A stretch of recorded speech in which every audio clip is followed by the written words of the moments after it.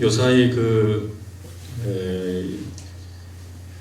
뉴스를 보면 여러 가지 이제 주제들이 있습니다. 논란거리들이 많이 있는데요. 특별히 이제 대통령 선거가 이제 마무리가 되고, 그리고 이제 대통령 당선인이 이제 대통령 되기 전에 어떠한 이야기를 한 것을 어떻게 잘 지키냐, 이런 것들 관심을 많이 갖고 있고, 또 그것을 지키는 것이 실제적으로 어떤 의미가 있느냐, 이런 것도 중요하지만, 또 한편으로는 그 당선인의 공약을 지키는 것이 이게 정치적으로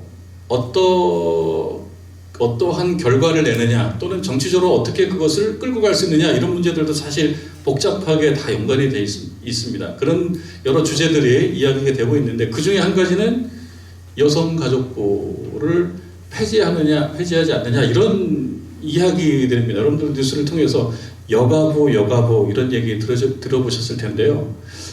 아마 현 대통령 당선인께서 여가부를 이제 폐지하는 쪽으로 방향을 맞춰가겠다, 이런 공약을 내신 것 같습니다. 그러면서 여가부가 이제 역사적 소명을 다 했다, 할 일 다 했다, 어지간히 중요한 일들을 많이 했다라고 하는 겁니다. 제가 조금 찾아보니까 여성가족부가 2001년도에 정식 부서가 됐답니다. 그러니까 약 20년 정도 됐는데, 어떤 필요성이 있었기 때문일 텐데요.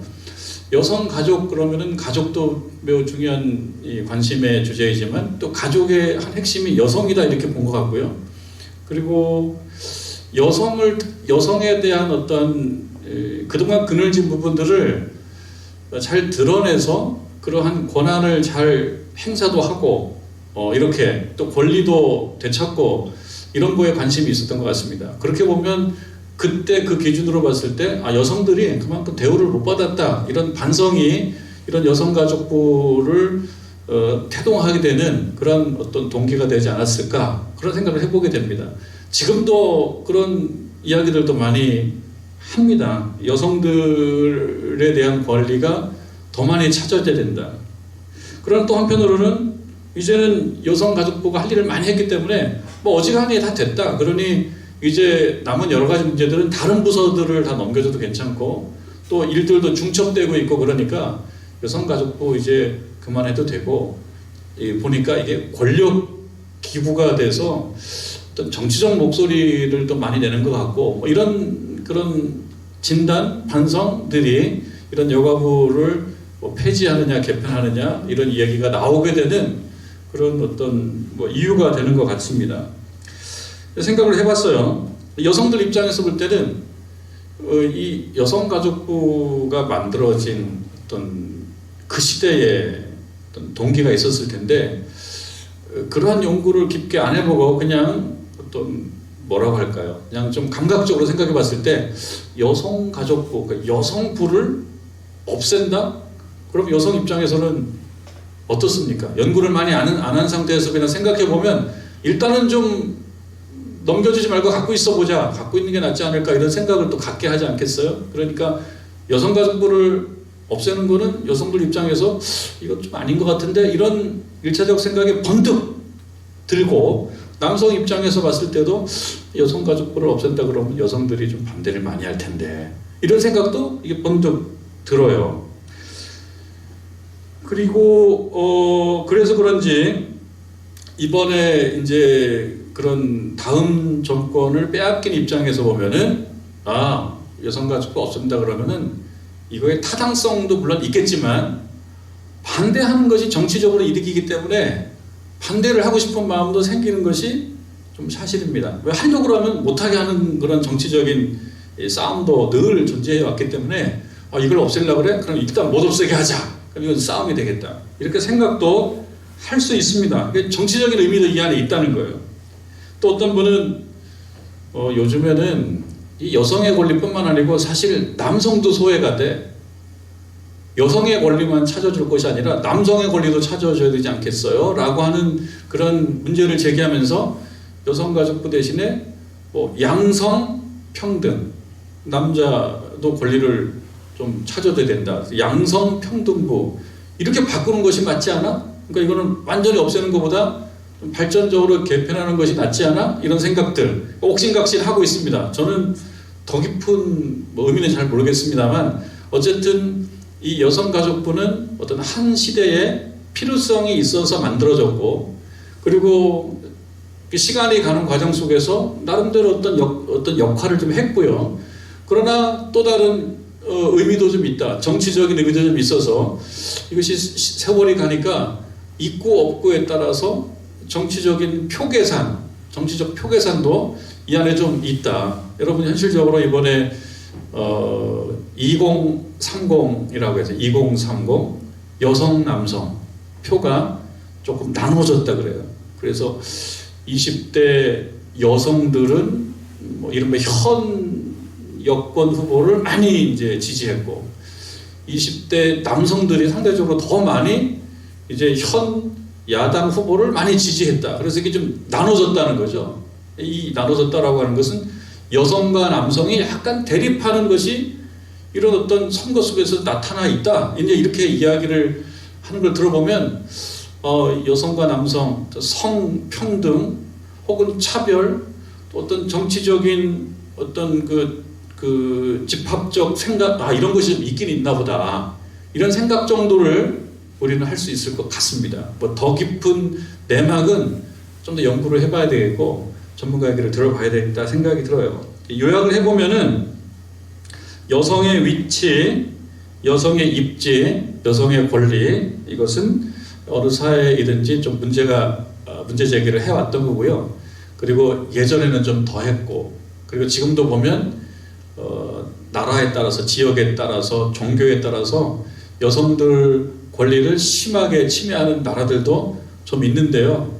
너무 얄밉기 때문에 그 이름도 우리가 드러내면서 얘기할 만한 나라는 예를 들어 아프가니스탄 같은 나라 어떻습니까? 아프가니스탄 학교도 마음대로 못 가게 만들어요.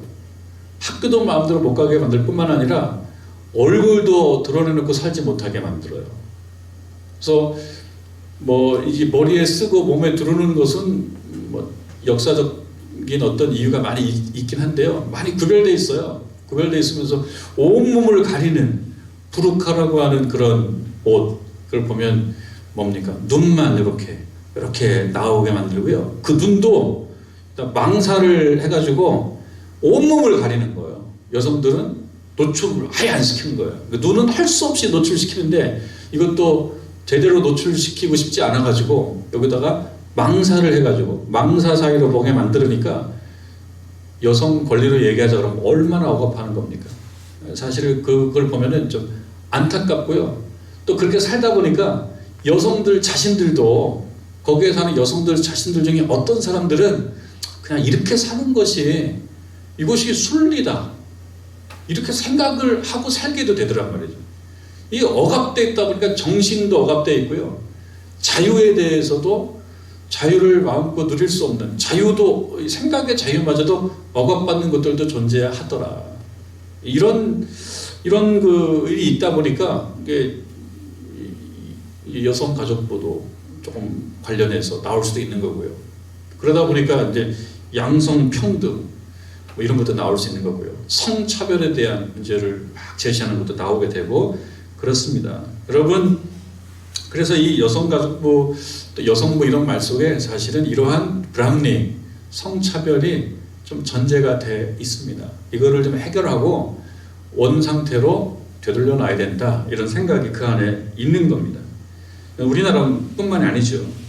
그래서 차이나 구별은 필요한 것인데 차이는 당연히 난 거예요. 차이는 누구나 사람들마다 차이가 있고요.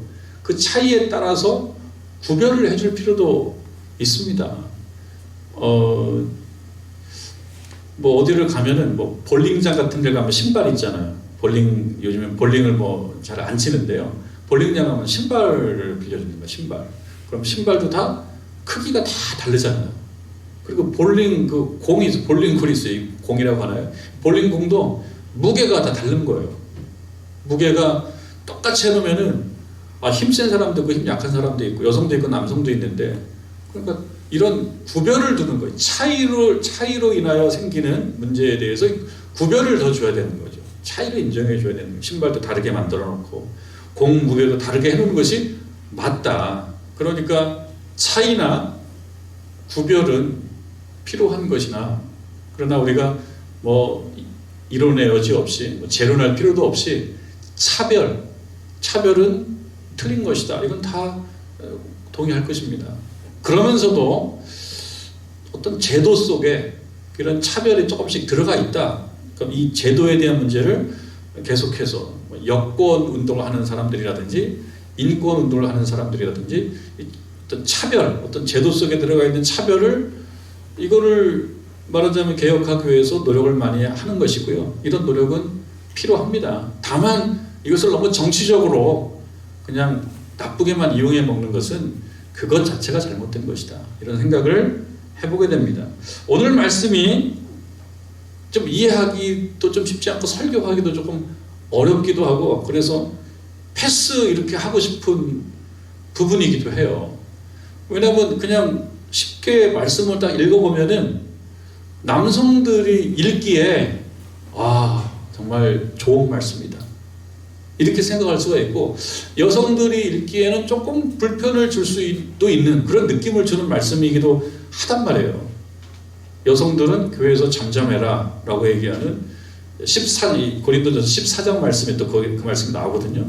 그 말씀하고 맥락이 좀 비슷해요. 여성들은 조금 다르게 좀 해야지, 그런 말씀이 있어서 이 말씀을 읽을 때 여성들 입장에서는 좀 불편할 수도 있고, 남성들이 볼 때는 괜찮을 수도 있고, 그런 말씀이에요. 어느 교회에 어떤 한 가족이 이제 교회를 말하자면 다니던 교회에서 이쪽 교회로 옮기기로 마음 먹었던 모양이에요.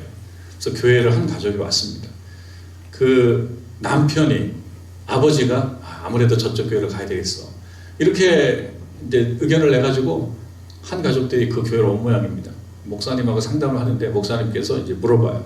아니 어떻게 전에 다니던 교회가 있었던 것 같은데 우리 교회로 오게 되셨냐고. 그러니까 이 남편이 하는 말이에요. 제가 듣자니까 이쪽 교회, 이 교회가 남성들을 많이 우대해 준다고 하는 그런 소리를 제가 들어서 이쪽 교회로 오게 됐습니다. 이거는 그 이야기를 직접 들은 그 목사님의 이야기를 제가 듣고 전해주는 건데요. 이게 뭐 정말 사실인지 조금 과장된 건지는 모르겠습니다만 남성들을 우대해 준다? 그것이 맞습니까 여러분들? 이게 옳은 겁니까? 남성들을 우대해 준다? 여성들을 우대하지 않는다? 그거는 맞지 않거든요.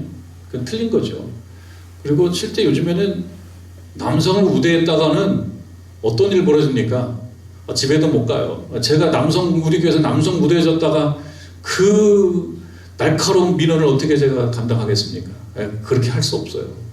지금은 우리 대한민국 사회에서는 그래도 많이 여건이 많이 올라와 있는 사실입니다. 자, 이런 어떤 전제를 가지고 말씀 한번 보겠습니다. 11장 2절 말씀. 너희가 모든 일에 나를 기억하고 또 내가 너희에게 전하여 준 대로 그 전통을 너희가 지킴으로 너희를 칭찬하노라. 3절로 넘어오니까 그러나라고 하는 말은 무엇입니까? 앞에서 한 얘기하고 반대되는 얘기를 하고 싶은 거예요. 그러면 2절 끝에서는 뭐 얘기했습니까? 너희를 칭찬하노라. 칭찬을 했어요. 좋은 얘기 했습니다. 너희들 참 잘했다.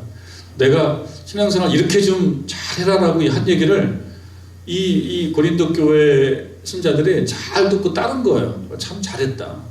참 잘하셨어요. 칭찬합니다. 근데 3절에 보니까 그러나 뭔가 조금 조짐이 있습니다. 반대되는 얘기를 하고 싶은 거예요.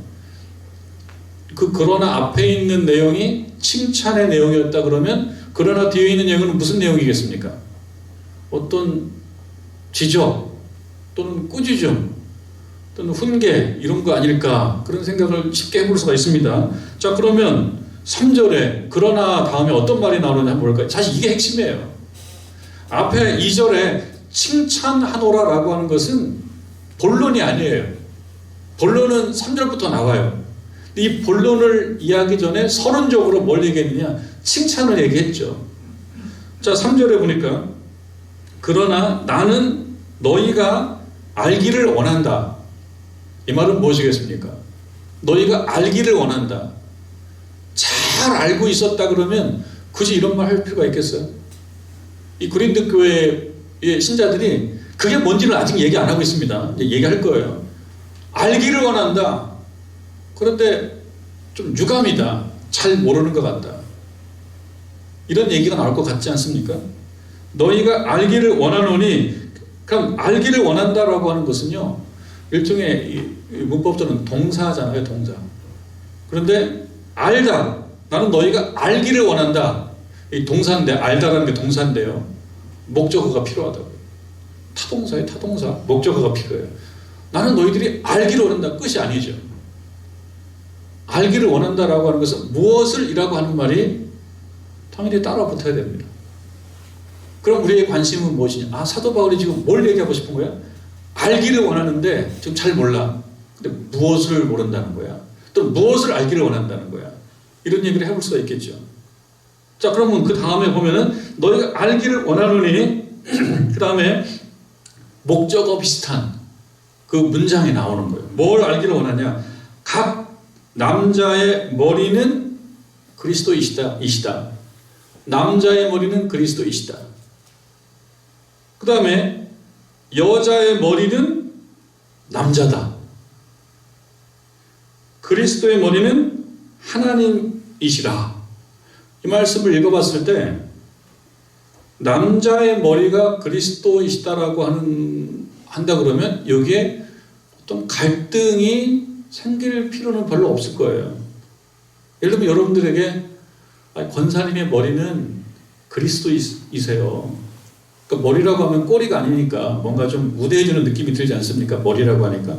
권사님의, 장로님의, 집사님의 머리는 그리스도입니다.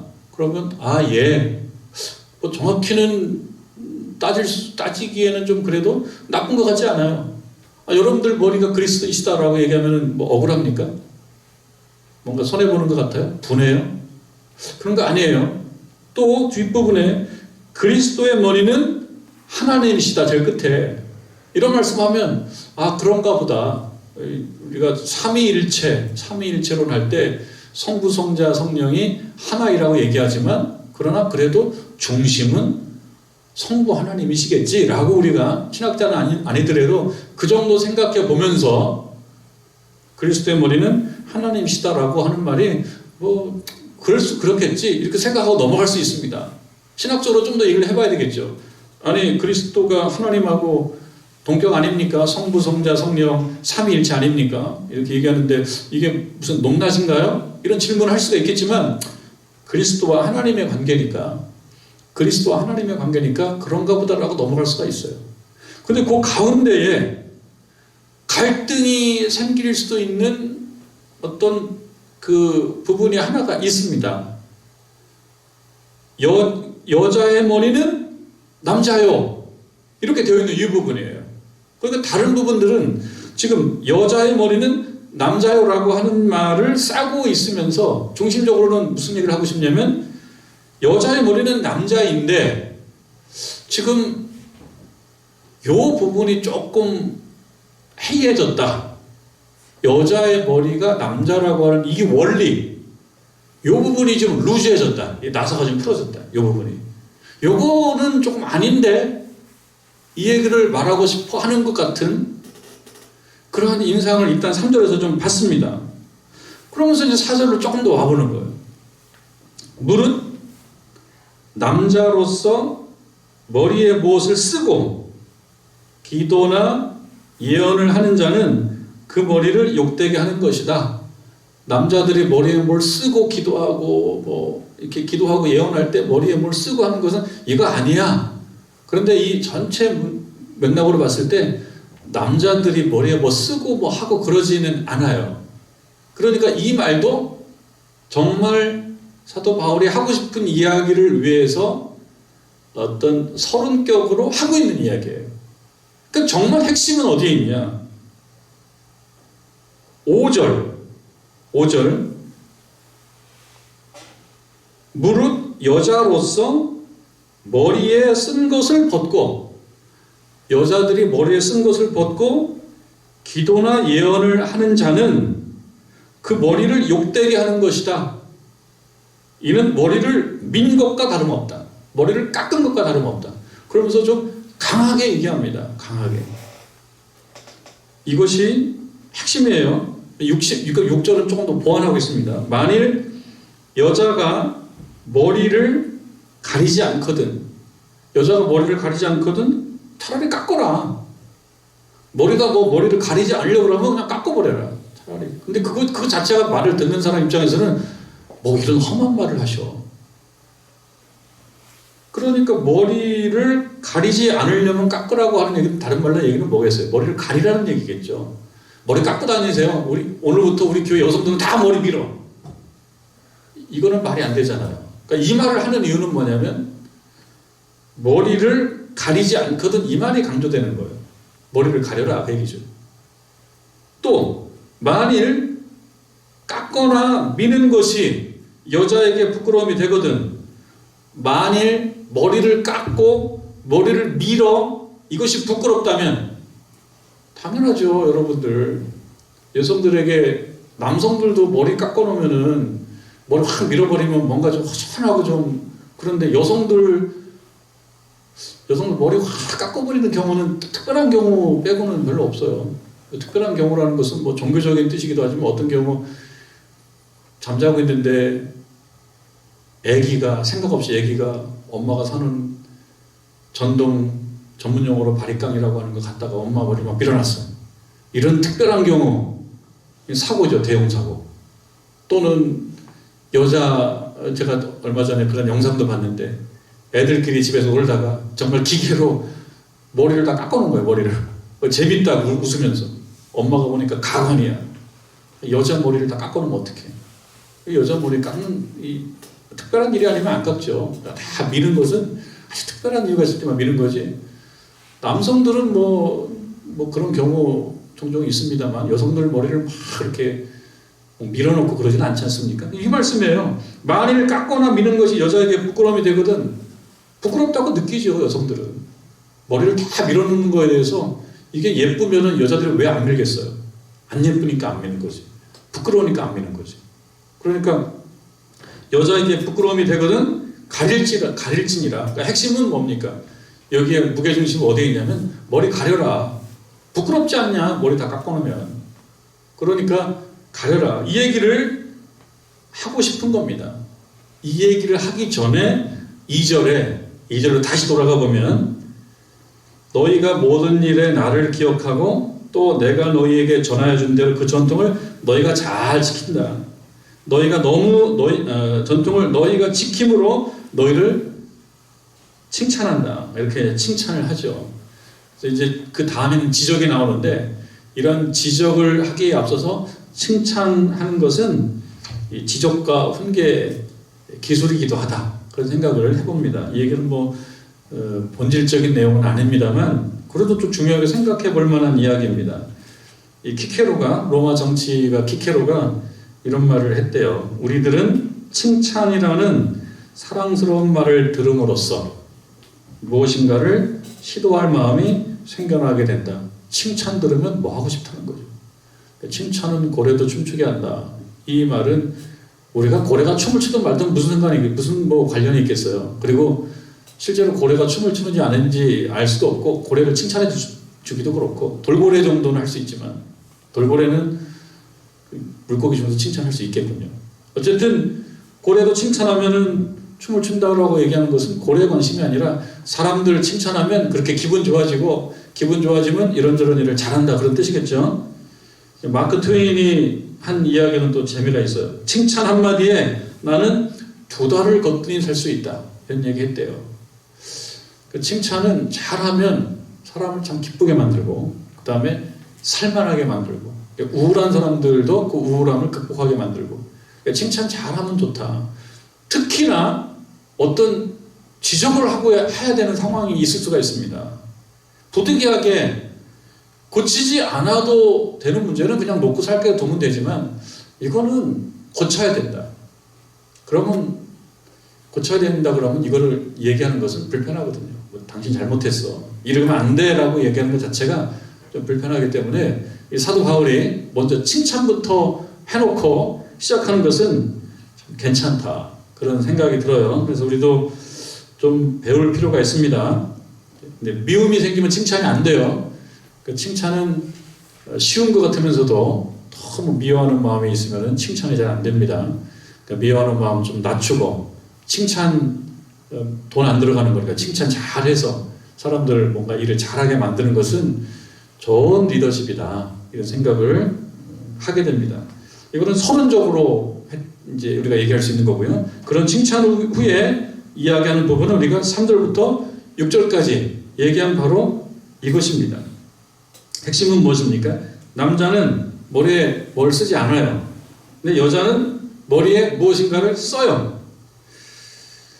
오늘날 교회에서 여성들이 머리에 무엇을 쓰지 않습니다.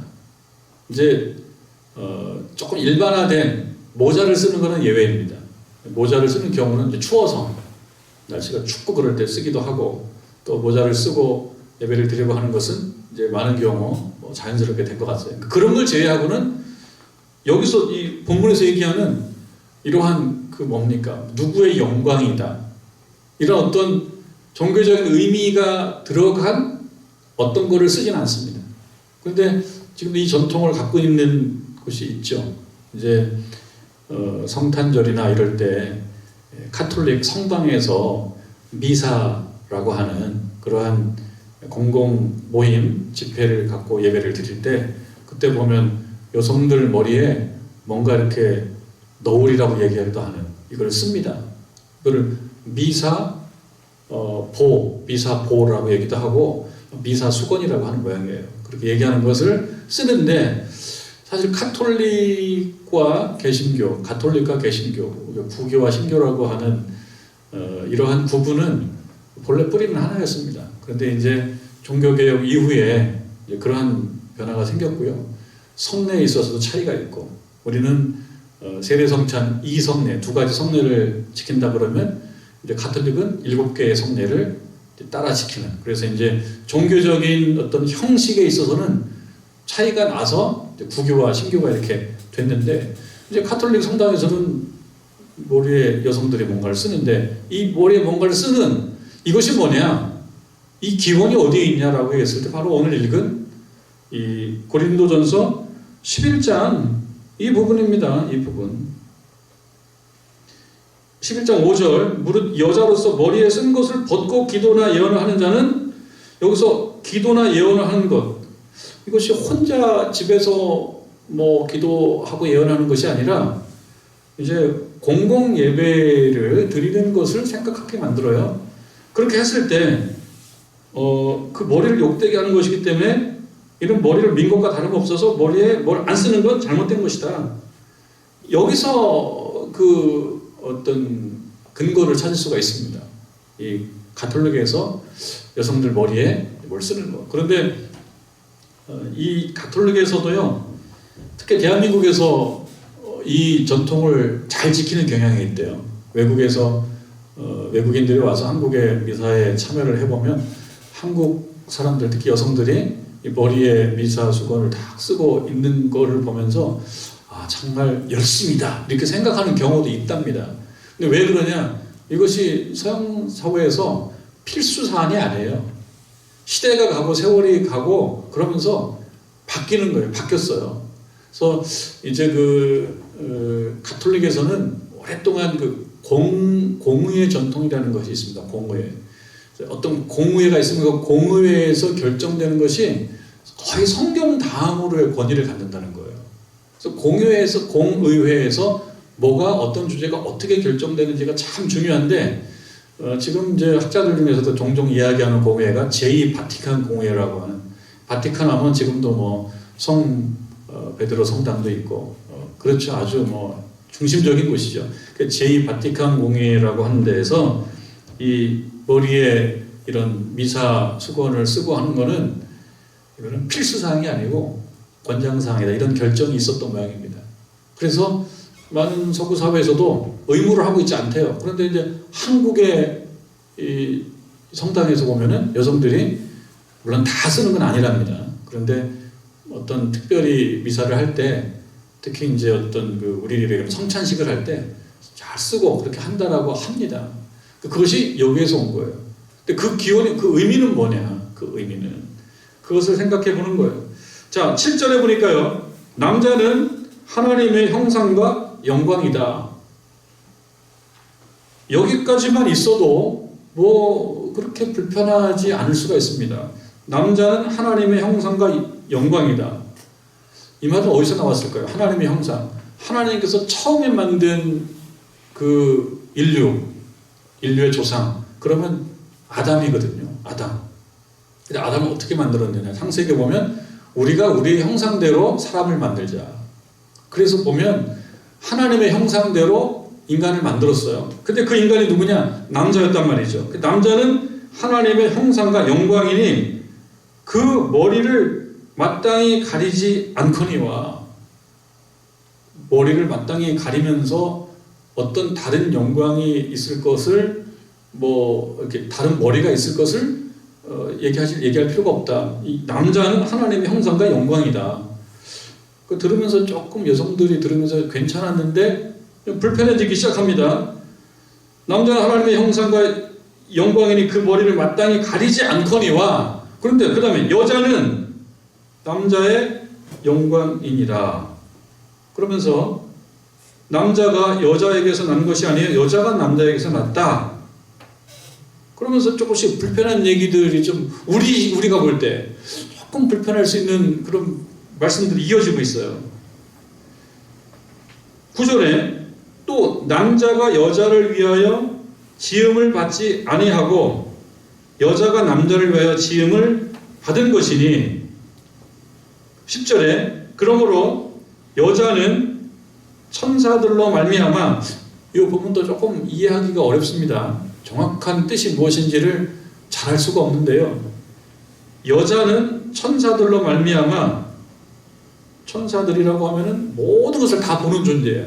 보이지는, 우리 육신적으로 물질적으로 보이지는 않지만 그러나 함께하면서 잘되고 잘못된 것을 다 보는 하나님의 어떤 사자가 천사예요. 그렇게 보면 하나님께서 다 보시는 것으로 말미암아, 이렇게 볼 수 있어요.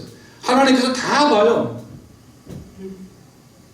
그래서 권세 아래에 있는 표를 그 머리 위에 둘지니라. 누가? 여자가.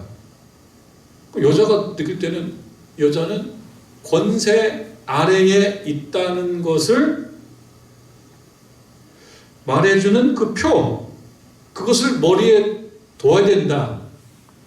그런데 이 고린도 교회의 교인들이, 이 교회 전통이 오래된 교회가 아니지 않습니까? 바울이 이제 가서 활성화시킨 교회이고, 그곳에 있는 그 구성원들은 이제 헬라 문화권 속에 있다가 그 안으로 들어온 사람들인데, 근데 처음에 모이다 보니까 열심히 굉장히 강해져요. 열심히 강해지고 그리스도를 아는 지식을 소유한 것을 매우 보람있게 생각하며 그것을 의미심장하게 생각해요. 아, 그리스도를 아는 지식이 충만하게 강한 거예요. 근데 그 지식이 강해지다 보니까 어떤 생각까지 갖게 만들었냐면, 그동안 여성들이 예배 드릴 때 또는 기도할 때 머리에 무엇을 써왔던 그들만의 전통이 있었는데, 이게 시간이 가면서 그들이 스스로 생각할 때 강해진 거예요. 누가? 특별히 여성들이 강해지다 보니까 이것은 이게 아무것도 아니다.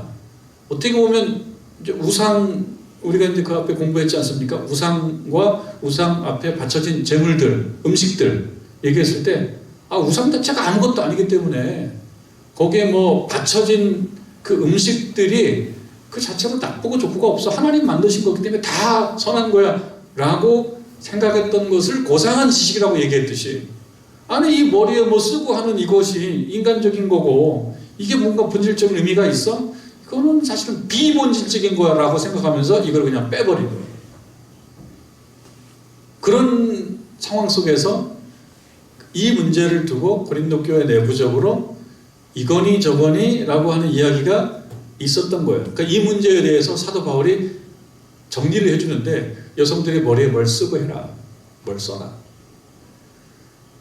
그 이유는 남자는 하나님께서 먼저 만들어서 하나님의 형상대로 만들었다. 여성은 남성을 위해서 만들었다. 그러면서 이 어떤 뭐라고 할까, 이 논리적 근거, 이 논거를 어디서 갖고 오냐면 하나님의 창조로부터 갖고 온다. 하나님의 창조의 어떤 의도, 창조의 의미에서 가지고 와요. 창조로부터. 그러니까 하나님께서 그렇게 만들었다라고 얘기하니까 꼼짝 말고 다 들어라. 그렇게 이야기를 합니다.